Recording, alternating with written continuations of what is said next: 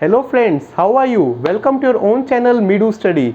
I am your friend Ashutosh from I am Indore, and in Midu Study we are discussing various management subjects in a very simple manner. This is our human resource management HR module in which we are discussing various concepts of human resource management. Already friends, we have uploaded 3 videos. First was your introduction to HRM, and from second video we have started discussion on human resource planning or manpower planning. Video number 2 was introduction to human resource planning. Video number 3 was techniques of HR demand forecasting, and in today's fourth video we will discuss about techniques of HR supply forecasting. And with this, our chapter on HRP, human resource planning, will get over. Let us discuss friends. I have given you the background. We discussed about HRP and we forecasted demand. Now we need to forecast the supply. For forecasting supply, there are 3 parts: assessing the current human resources, analysis of internal supply, and identifying external sources of supply. Let us understand all these 3 parts in great detail. First part, assessing the current human resource. What does it mean? See, at any given point of time, company will have some employees with it. Those are company's existing human resource and company needs to assess them. What kind of assessment? We have divided into 2 parts. One is for assessment of non-managers and one is assessment of manager. So in case of non-managers, we need to develop the skill inventory, and it should have following set of data. What are the personal data of that person? Detail his family background, his qualifications, his education. Number 2, what are his key skills? Denote them. Number 3, any special qualification he has. He has done some certifications, some courses, some qualifications. Number 4, what is the salary of that person and what has been his job history. Number 5, company data, various things related to the company of that particular person. Number 6, capacity of that individual to see for what kind of work that person can be allocated to. And number 7, special preference to the individual. There can be some special preference of that individual. He might be keen to work on a particular geographic location or maybe in some particular department. That is known as the special preference of individual. And these were the parameters in case of our non-managers. Next, in case of managers, along with those parameters, we also need to study some other factors. First of all, we need to know what has been the work history of that person. Second, strengths and weakness. See, at managerial level, strengths and weaknesses play a very important role, because you are going to give him a team to lead or a special project to work on. You need to know what are his key skills, his key weaknesses.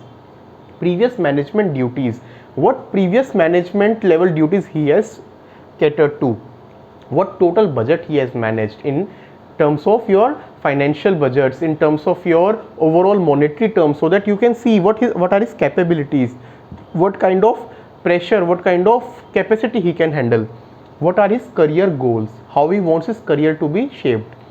Number and types of employees supervised, how many employees he has supervised before and what type, that is also very important. So a person who has handled a team size of 4 to 5, you cannot directly give him team size of 50 to handle. You need to train them and you need to move that gradually from a team size of 5 to maybe 10 to 20 and then so on. And what is the specialization field? This was assessment of human resource manpower both for managers and non-managers. Second, now we need to analyze our internal supply. When we say internal supply, it means supply within the company. This analysis comprises of our 4 parts. Number 1, inflows and outflows. Inflow means coming in, outflow means going out. So what can be the measures of coming in? There can be some transfers in the department which has happened. So person from some lower level came to that level. There can be some promotions from one area to another area. So a transfer from one area to another area, promotion from one level to another level. They can be your source of inflow. Outflow, resignation, someone resigned and left. Demotion, from one level to down level, someone retired, and again promotion. So see, you might be confused that why promotion is mentioned in both. It will be mentioned in both. When someone is getting promoted, he is leaving one particular department or one particular level, so that is outflow. Where he is entering, that is inflow. Next is your turnover rate. Turnover rate basically is very simple to calculate. It is number of separations upon average number of employees into 100. So if there are 500 employees in a company, and in that particular year if 50 employees left, so very simple, what will be the turnover rate? 50 divided by 500 into 100, 10%. So you can say that our turnover rate of the organization is 10%. So what should be the aim of the company? Aim of the company is that this turnover rate should be as low as possible. Third, you need to analyze the absenteeism also, because absenteeism will affect your productivity. All your capacity planning, production planning is kept into mind number of shifts and number of employees, but you need to see that at every time everyone will not be present. You need to analyze absenteeism. Some level of absenteeism is acceptable and will be there, because a person cannot come to office or work every day. There might be some diseases, there might be some family requirements, some medical emergency, anything, but at a certain level if it is more than that, then there is something to be taken care of. So if it is like 4-5%, then it is okay, but if absenteeism is 30%, then it might mean that people in your company are not engaged in work and they are taking leaves more than required. And last, you need to analyze the productivity level also. So what level of production a person is doing. All this was analysis of internal supply. Last part of supply forecasting, my dear friends, is identifying the external sources of supply. So it means you need to find new talent. It can be through various sources, replenishing the people, those who have gone, and obtaining additional number and varied type of employees. This was all about supply forecasting. So now friends, let me summarize it to you and tell you two situations that might arise. We forecasted demand, we forecasted supply.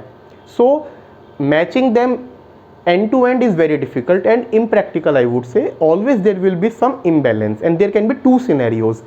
Demand can be greater than supply, or demand can be less than supply, or vice versa. Supply can be more than demand, supply can be less than demand. So if 100 people are needed and you could supply only 80, so supply is less than demand, what will arise? There will be shortage of manpower. If required was 100 and due to some reasons total supply has been 110, then there is excess or there is surplus. So in these two cases, what should HR do? Let us understand them. First case, if there is manpower shortage, definitely you need to overcome that shortage so that your company production is not hampered, your company working is not hampered. First and foremost, recruit new employees. Till the time recruitment happens, you can rehire part-times, retirees. So people who have retired from your organization, you can ask them to come and work part-time. Example is, in teaching what happens, sometimes for years if you cannot hire new teachers, they ask the retired people to come as guest teacher and give lectures for particular hours and pay for that on that hourly basis. That is rehiring the retirees part-time. Third, offering incentive to postpone retirement. You see that people do not take retirement and are willing to work more years, that is postponing the retirement. Fourth, make attempts to reduce turnover rate. So if there is turnover rate of 10%, you see how over the years you can make it 9%, 8%, so on, so that less number of people are leaving. Outsourcing work. If nothing else is working, outsource the work. There are companies who take some fixed amount and provide you manpower and provide you working services. You outsource that work. Making current staff to work overtime. Current employees, if they are working for 8 hours and you cannot manage the supply, then you ask your current employees to work more overtime. Hiring temporary employees. You can hire some contractual people for 3 hours, for 3 months, 6 months, for short particular time. Till the time you can recruit and fill the permanent position. And another method is redesigning job process so that fewer employees are needed. So if there are like 10 people in a department earlier and now you cannot recruit more, you redesign their work and you restructure their JD job description so that less people are required and work is optimized. So my dear friends, all these methods were in the case of shortage, when your supply was less than demand. Now let's come to the next part. In case there is surplus. What was surplus? Supply was more than demand. What you can do? Supply was more than demand. First of all, first thing which you should do is hiring freeze. Already supply is more than demand. Stop recruitment immediately. Don't hire anyone. Second, now hiring is stopped, but existing also there are additional people. Now, like in example I told you 100 were required and 110. So what about the 10 number? there are various strategies. You can offer VRS. What is VRS? VRS is voluntary retirement scheme. So you show some benefits to the people who are above certain age. So if normal cases your retirement age is say 58, so people who are above 50, you can ask them to take VRS. This strategy was recently used by in your telecom by BSNL, in which it offered VRS and thousands of employees opted for it. You can transfer existing workforce to some other location or department that has demand. So sometimes it happens that supply here is more and there is some department where there is less of supply, or some new work is coming up, so you can shift those people to those particular department, reducing work hour and pay while maintaining workforce size. If nothing else is working, what you can do is you can say the current manpower, see, we are not asking anyone to go, but instead of 8 hours you work for 6 hours and take proportionately less salary. That is the solution with us. If this also not work and you have to take harsh measure, then sometimes companies also lay off, means they ask some people to leave. Reducing outsource work which was done by your outsource agencies or vendors, you outsource that work completely. And one very optimistic method in this negative scenario is you expand your business operation, create more jobs, so that more people, existing people who are there, no one has to leave, or you do not have to do anything of this, and you are expanding your business operations. So friends, with this we come to the end of second part, which was working in case of your surplus. Both we have seen. So demand is studied, supply is studied, and we have done the balancing and studied both the methods. Now what are the benefits of this human resource planning, which we have been studying from last 3 videos? First of all, fulfill present and future HR requirement. Definitely HR, what is HR planning? It is basically manpower planning for what? For your current as well as the future demand. Second, right people at right place at right time. Third, it tries to equalize your demand and supply. Third benefit. Next, my dear friends, it ensures that people with current skill and knowledge are there when needed. Serves the individual need of employees through promotions, transfers, and last, also helps in estimating the cost of human resources so that HR budgeting can be done. All these were benefits of HRP. Now there are some challenges which human resource planning faces. Let us discuss them also. First is, it is a costly process and also needs significant amount of time as well as effort of your HR department. Second, it can be very challenging in situation when your environment is changing. Some attrition is there, some economic condition, recession, inflation, change in government law happens. Let me give you 2 examples. Number 1, COVID-19. All your planning was done. Suddenly your factory, your company is not able to sell because of COVID-19. You have to lay off people. It was not there in any time in planning, but suddenly you have to take. For outflow, you have considered that there will be some resignations, there will be some retirement, but due to this many people passed away. Who had planned that kind of outflow? But now you need to cater to that. Then let us say second example, some government law change. Now law says that for this particular level, 50% employment has to be within the same people from the same state. You need to provide local employment. Then also you need to change the company hiring policies. So this provides a challenge to you. Selection of right demand forecasting technique. So there are many forecasting techniques available. We discussed about in demand forecasting, we discussed qualitative, quantitative methods also. Within that also there were three types. Which method will be optimal for your company? Selecting that is also a challenge.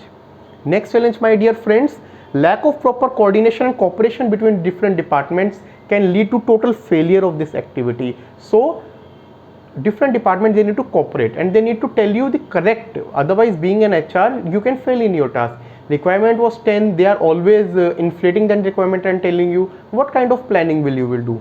And last, work culture shift in the organization provides again a challenge to human resource planning. Friends, with this we come into the today's video as well as our chapter on human resource planning, second chapter, which was over 3 videos, video number 2, 3 and 4. From our next video we will start our next module, next chapter, which will be about job analysis. I hope our today's content is clear to you. Please like our video, share it, subscribe to our channel Midu Study. In case you have any feedback, my dear friends, please feel free to write to us on midu.study@gmail.com. Take care friends. Have a good day. Thank you.